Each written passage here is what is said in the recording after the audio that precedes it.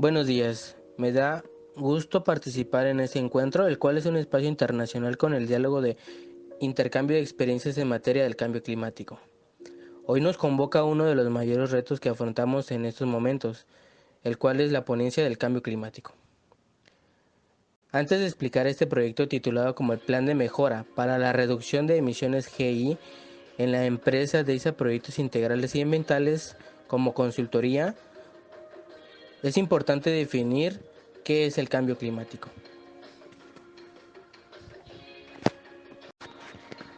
El cambio climático, ¿qué es? Causas y evidencias. En esta línea de investigación, de acuerdo con el Panel Intergubernamental de Expertos sobre el Cambio Climático, el IPCC, por sus siglas en inglés, lo define como cualquier cambio en el clima, con el tiempo debido a la variabilidad natural como resultado de las actividades humanas. Entonces, ¿qué hace posible que la Tierra tenga esa temperatura tan alta? ¿Qué es el efecto invernadero y qué gases lo componen? El efecto invernadero se debe a ciertos gases presentes en la atmósfera, en pequeñas cantidades que dejan pasar energía de forma visible, pero no dejan escapar de todo el calor que se regresa en forma de radiación infrarroja hacia el espacio, como podemos observar en la imagen. Estos gases son llamados de gases de efecto invernadero, y se les llama así porque actúan de forma similar a un invernadero. En la imagen se aprecian los gases que tiene el protocolo de Kioto. Los GIs están clasificados en directos e indirectos. Es decir, los GIs directos son los gases que contribuyen al efecto invernadero de tal modo que son emitidos a la atmósfera. En este grupo se encuentran el dióxido de carbono, el metano, el óxido nitroso y los compuestos halogenados. Como se muestra en la imagen, en los GI directos sería el alcance 1. La otra clasificación como GI de alcance 2 indirectos son precursores de ozono troposférico.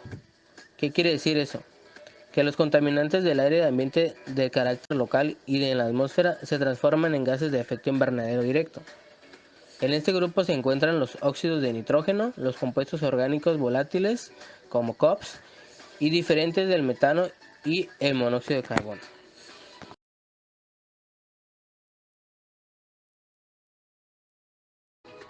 ¿Qué consecuencias tiene el cambio climático? Las consecuencias a las que se enfrenta el planeta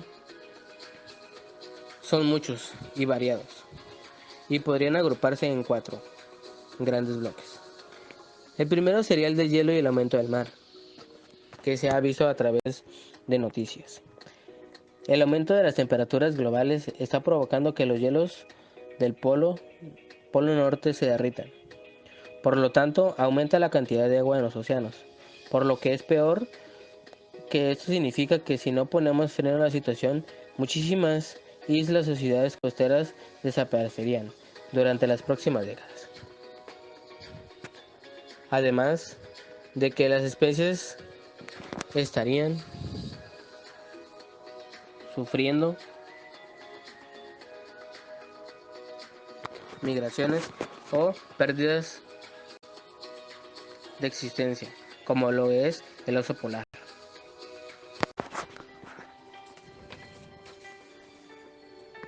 Otra de las consecuencias son las enfermedades y plagas. Algo muy importante porque las temperaturas en zonas muy cálidas en todo el mundo hacen que enfermedades de carácter tropical se encuentren en nuevas zonas y en donde expandirse. Por ejemplo, el caso del dengue o la malaria. Es decir, enfermedades casi desconocidas en los países desarrollados que podrían causar estragos ante la población con mucha facilidad.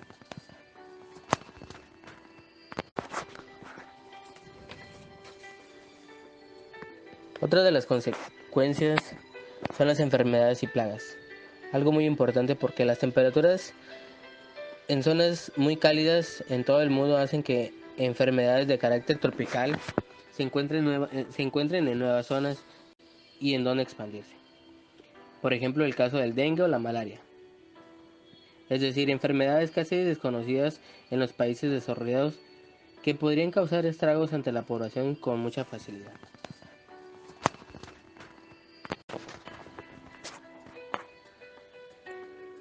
También nos encontramos con una consecuencia sobre los daños de la biodiversidad.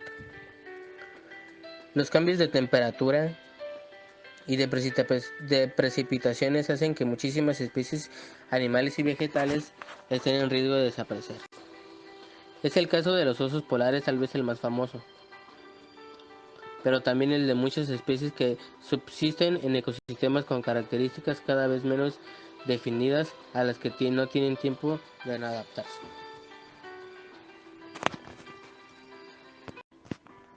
¿En qué nos afecta el cambio climático? El cambio climático es un problema real para todo el planeta, y lo sabemos. Pero no de todo el mundo sufre sus consecuencias de la misma manera. Es decir, aunque el cambio climático es un problema que afecta a todas las personas o a nuestros ecosistemas, es indiscutible que no todos los países sufran sus consecuencias de la misma manera, como se mencionaba. Por esta razón es que no tienen la misma capacidad de respuesta y de protección ante su amenaza. Uno de los indicadores reconocidos internacionalmente para comprender el impacto de los gases de efecto invernadero es la huella de carbono. Para ello, nos hacemos la pregunta de cómo combatimos el cambio climático. El cambio climático es un problema global, por lo tanto debemos de afrontarlo poniendo en marcha su reducción. En este caso, DEISA Noreste, para poder reducir su impacto de sus emisiones GI, debe de comenzar por cuantificarlas, para poder determinar e implementar un plan de mejora, y así reducir sus emisiones. El proyecto tiene como objetivo principal elaborar un plan de mejora que reduzca la huella de carbono según la norma ISO 14067. En los objetivos específicos es calcular la huella de carbono en forma de CO2 equivalente y proponer medidas de mitigación de emisiones GI. ¿Qué es la huella de carbono? La huella de carbono mide el impacto de un producto en el cambio climático y se mide en kilogramos de CO2 equivalente. El cálculo de huella de carbono. Para dar inicio, se tiene que establecer los límites organizacionales y operacionales, elegir un año base, recopilar los datos de las actividades, buscar los factores de emisión adecuados correspondientes a sus actividades, además de realizar los cálculos. La suma de esto integra la elaboración del plan de mejora. Como podemos observar, la determinación de los límites organizacionales y operacionales. En la presentación se muestra la presencia de DEISA en la República Mexicana. En el número 2, en la parte noroeste, se encuentra DEISA Proyectos Integrales.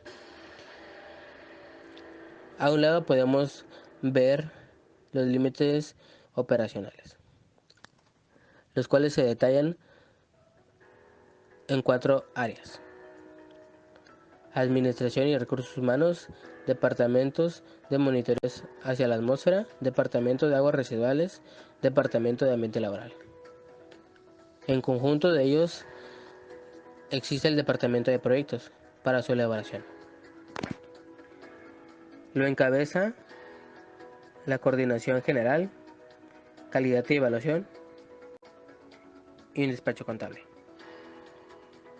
Para este proyecto se contemplan todas las áreas, además de sus automóviles, alcances y fuentes de emisión. La ISO 14067 determina los 3 alcances. Alcance 1, que son las emisiones directas GI, generadas a partir de fuentes pertinentes y controladas por la compañía. El alcance 2 son las emisiones asociadas con la generación de electricidad y el alcance 3 otras emisiones directas excluidas del alcance 2. Como se muestra en la imagen, la tabla de GI producidas en DEISA Noroeste muestra en el alcance 1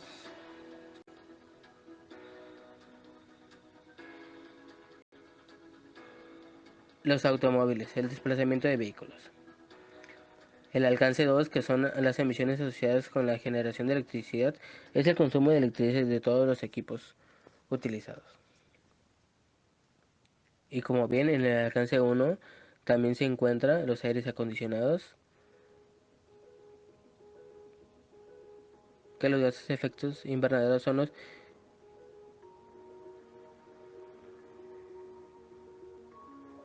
los hidrofluorocarbonos.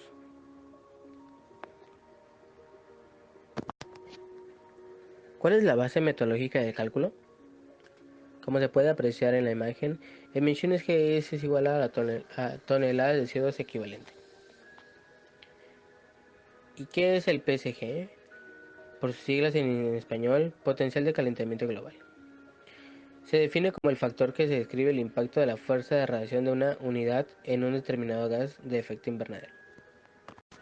Como podemos observar, la metodología de cálculo de emisiones es la emisión por la actividad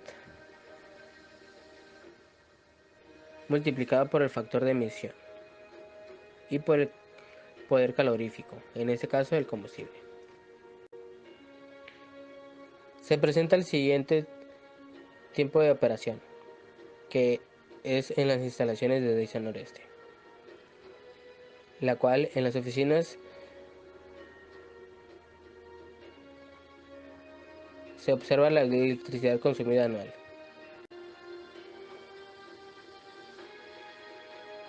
En la siguiente diapositiva podemos ver el poder calorífico de los automóviles.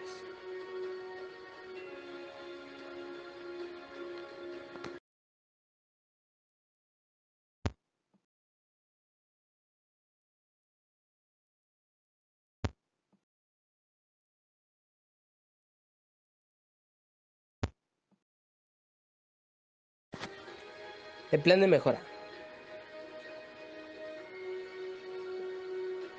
¿De qué cantidad soy responsable? ¿Cómo puedo reducir mis emisiones de GI? ¿Cuánto voy a reducir? ¿Cómo voy a poner en marcha el plan? ¿Quién quiero que lo conozca? ¿Y qué se hace después? Como se puede apreciar en la presentación, se muestra un cronograma de actividades para poner en marcha el plan de mejora para la reducción de emisiones GI en la empresa de ISA. El cronograma abarca un alcance de un año. Esto quiere decir que se empezó con un antecedente, un diagnóstico y se fue implementando la metodología.